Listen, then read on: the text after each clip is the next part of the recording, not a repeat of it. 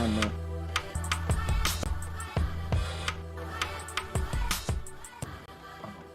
Don't turn my mic on.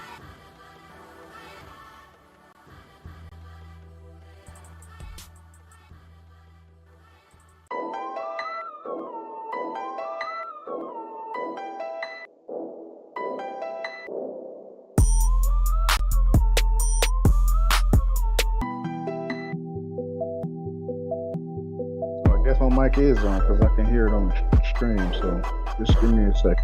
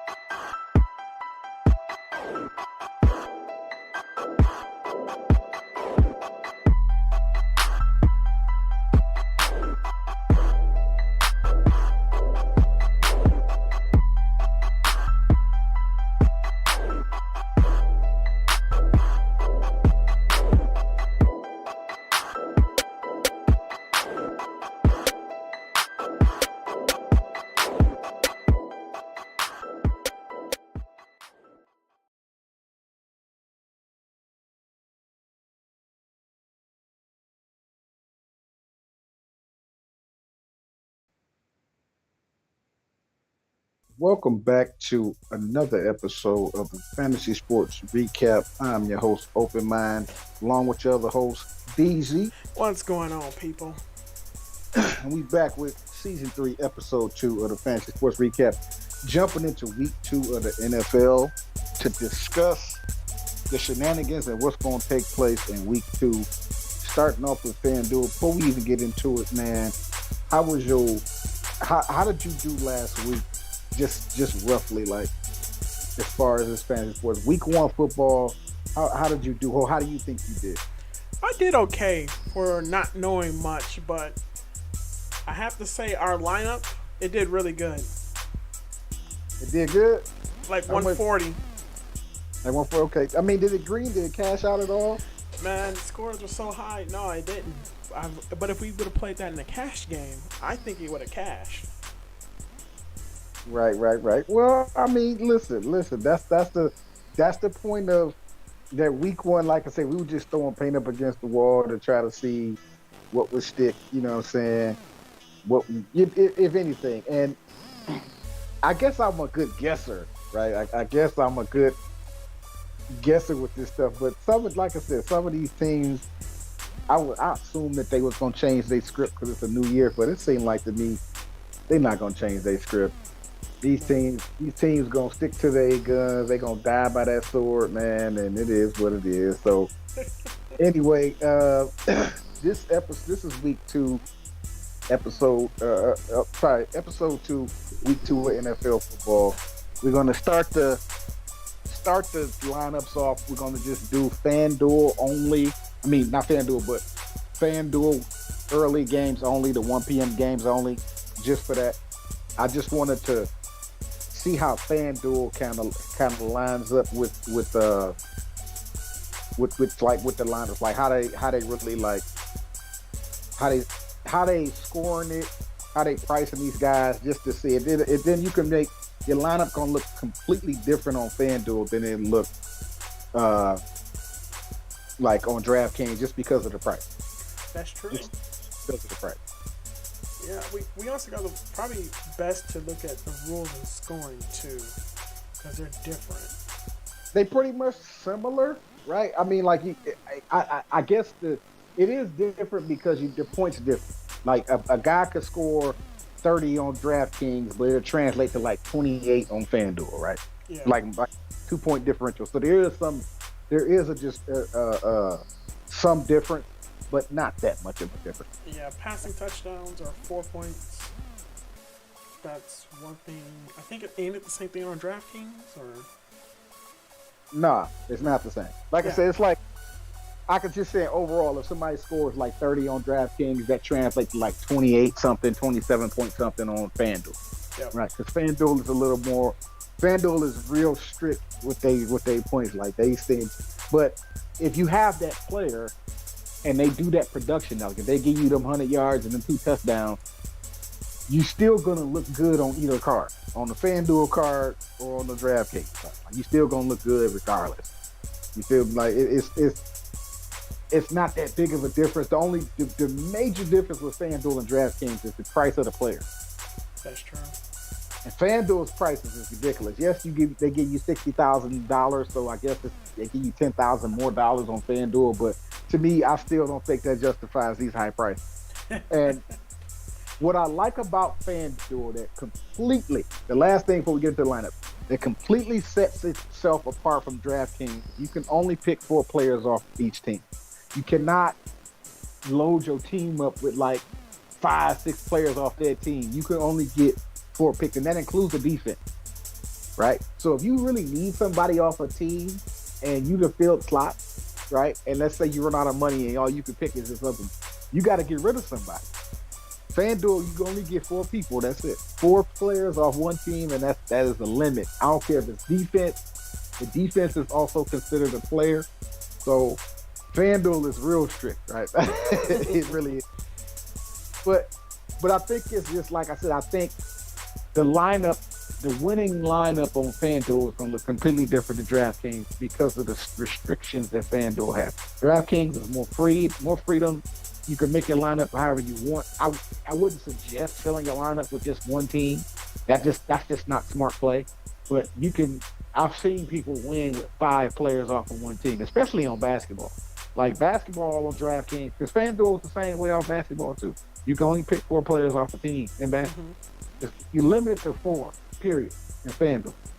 DraftKings, you free. Do whatever you want.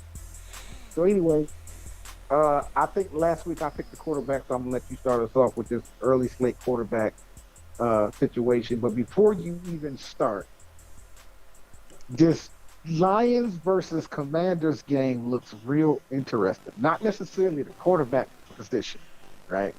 But I just want to say that I think the Lions should have won that Eagles game, but it's whatever. You know, can't cry with spilled milk. I think they can take the Commanders. I'm just saying. Go ahead. You can have it. Yeah, but here's the thing: is who we're gonna play at quarterback. Let's see here.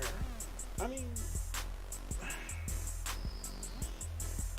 well, looking at Matt Ryan, his best receiver is going to be Jonathan Taylor because Pittman is out. He's not playing. And Jonathan Taylor catch. Go ahead. No, that's what I was just telling you. Okay. What's your thoughts on Brissett as of now? Nah. Let me see. I think Joe Flacco better than him. And you talk about Flacco, right? Joe Flacco had a better game than Brissett last week, and he's the old man, so no. Okay. No, I don't have any thoughts on Brissett. I really want to pick the best quarterback. I mean, Carson Wentz came out. But do you think the Lions' pass defense is going to improve this week? Oh, yeah. The pass rush is going – the only reason the pass rush had a problem is because the Lions have a problem with mobile quarterback. Carson Wentz is not a very mobile quarterback. That's very And true. but they did sack Jalen Hurts 3 times in that game. He got sacked 3 times. He's a mobile quarterback. So Carson Wentz ain't gonna put up them numbers he put up last week on Jacksonville. Yeah. We talk about Jacksonville Jaguars. Though. Like that's nothing. Like them numbers he got is inflated.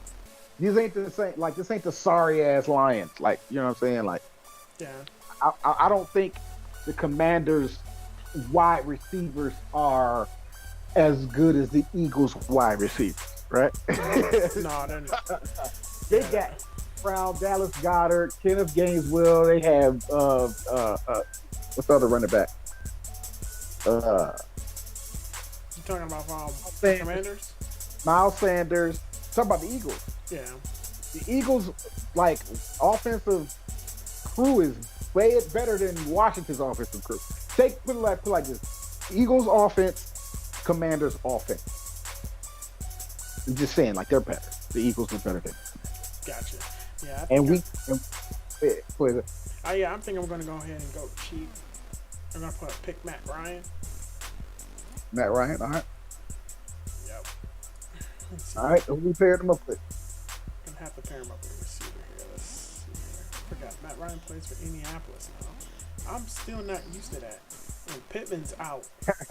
Yeah, Pittman out. So his next option would be I mean, but Jonathan Taylor's also a receiver with Pittman in. So you don't have to have a receiver. If you're going to pick Matt Ryan with Pittman out, Jonathan Taylor going to get a lot of. yeah. We're gonna pay 10 grand, go Jonathan Taylor. And then look who they playing. Carson Wentz just put up all of numbers against them, dude. Carson Wentz did that to Jacksonville. So what you think they finna do to Jacksonville? That's a good start. I like that start. I like Carson Wentz. I mean the Matt Ryan to Jonathan Taylor because of the circumstances. This is also circumstances with Pittman out. There's more production for Taylor, That's like true. automatic. I'm gonna go ahead and fill the other running back spot. I like Saquon, bro. I like Saquon is back. I like